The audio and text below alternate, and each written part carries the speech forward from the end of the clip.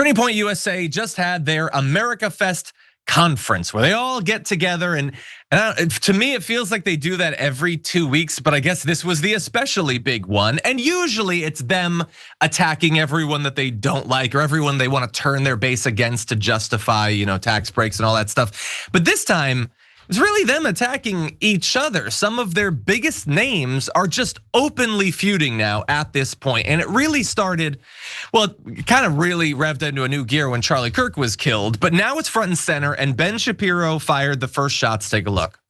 The conservative movement is in serious danger. It is in danger, not just from a left that all too frequently excuses everything up to and including murder.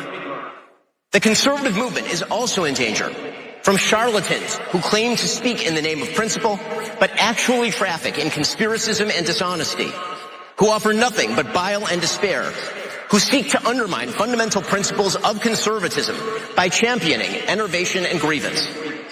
These people are frauds, and they are grifters, and they do not deserve your time.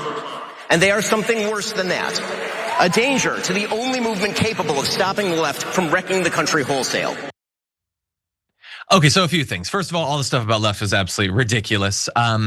So I feel a couple of big things, and we're gonna get to more of his criticism. He's gonna hit Tucker Carlson, Megyn Kelly, Steve Bannon. At least in the beginning, he's being like a little bit hands off about the names of the people, but everybody knows who he's talking about. He's gonna get more explicit. So he's terrible. I disagree with him on basically everything. I think, I'm not gonna try to be high and mighty about it. I hate him. I think he's a terrible, terrible person who does terrible things. But I also I have to weirdly agree with a lot of what he is saying, while at the same time realizing that it is good that he is willing to say that about these people. But also it's almost as accurate of him. And so it's weird when he can identify it in another person, but dude, you're almost doing that same thing. I mean, you're not doing the conspiracy theorizing necessarily about Charlie Kirk's death or whatever. And there are some actual disagreements between you and Tucker Carlson, but you're a terrible lying grifter. You inspire your base, your audience to hate as many Americans as possible. You are running cover for billionaires and all that. But whatever, okay, set that aside because now we're in this fight. And I guess I have to kind of be on his side. But I'm gonna give you another clip. I also just wanna briefly mention, and this is where, I don't know, maybe this reflects poorly on me. So this has been brewing for some time. And the weird thing, and the thing that you might not have guessed based on the last couple of minutes of me talking, is I've been weirdly disinterested in all of this fighting. All of Candace Owens and Megyn Kelly and Tucker Carlson and Nick Fuentes. And maybe it's because I don't want to have to agree even temporarily with any of these figures because they're all disgusting ghouls and troglodytes. Partially because it gets into weird corners of the internet that even a pretty online person like me doesn't want to waste my time. I'm gonna take time off of hanging out with my daughter to see what Nick Fuentes has been up to recently? Hell no, not at my age and the way I eat. I only have a couple more years left. So I've been weirdly disinterested, but I don't know, maybe today is gonna draw me in. We're gonna play one more clip and then we'll discuss. Let's jump into this about Megyn Kelly. And the people who refuse to condemn Candace's truly vicious attacks, and some of them are speaking here, are guilty of cowardice. Yes, cowardice. The fact that they have said nothing while Candace has been vomiting all sorts of hideous and conspiratorial nonsense into the public square for years is just as cowardly. Tucker Carlson, it is not an excuse to go silent on Candace's targeting of TPUSA or to mirror her bullshit lines of questioning because you love Candace personally. If you host a Hitler apologist, Nazi-loving, anti-American piece of refuse like Nick Fuentes, you know, the Nick Fuentes who said that the vice president of the United States is a, quote, fat gay race traitor married to a Jeet. The person who said that Charlie Kirk was a, quote, idiot. The person who said, and pardon my language here, it's his quote, that he, quote, took Turning Point USA and fucked it, and that's why it's filled with groypers. If you have that person on your show and you proceed to glaze him, you ought to own it. Okay, so again, do not read into anything I will say anything other than utter disdain for Ben Shapiro and everything he's ever represented, why he's willing to fight with them. It is not fundamentally about the best interest. It's about maintaining the current power structure and not having it taken over by even more rabid, insane people and all that. But that said, a lot of that's not wrong. Again, he sucks. He's a terrible messenger for it, but especially with it being at this particular meeting, the fact that the people he's disagreeing with have been so utterly disdainful of that stupid organization and of Charlie Kirk individually kind of feels like it gives him a bit of a leg up in this thing. But again, Brett, I'm gonna bring you in. They're all just so terrible that I just want them all to be sealed inside of a vault in Karth, and the big gold round door goes, and none of them ever come out. But what do you think? I now get it. Karth. Wow, that was a Game of Thrones reference. It's a deep cut. It's a deep Real cut. deep. Season 2, season 3, the richest man that ever was or will be, or whatever. The richest man in Karth.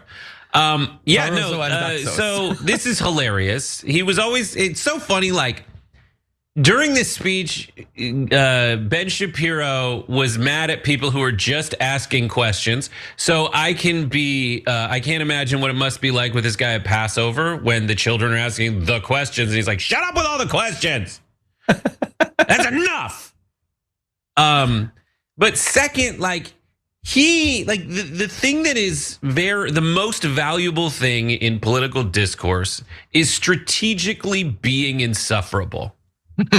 So that people will look at you and talk to you. This is the keyest of the skills in a social media era, when that is really the only path to vault your way into the Overton window of what people are allowed to or not allowed to talk about, and then just widen it. That's what Nick Fuentes does. That's what Piers Morgan does. That's what Ben Shapiro does when he talks like that and is that explicitly annoying.